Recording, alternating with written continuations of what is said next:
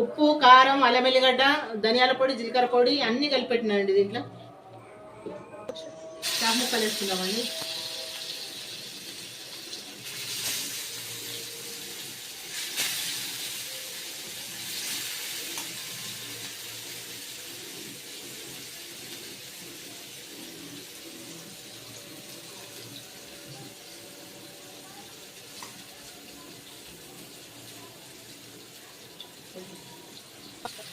తిప్పేద్దామండి. ఇట్లా టర్న్ చేద్దాము. పీసులు కొంచెం మంచిగా వేగినాయి.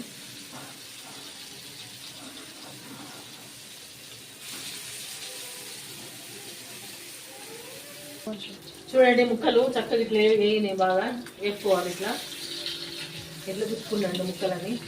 సూపర్గా ఉన్నాయి. ముక్కలు ఫ్రై అయిపోయినాయండి. లైక్ చేయండి, సబ్స్క్రైబ్ చేయండి.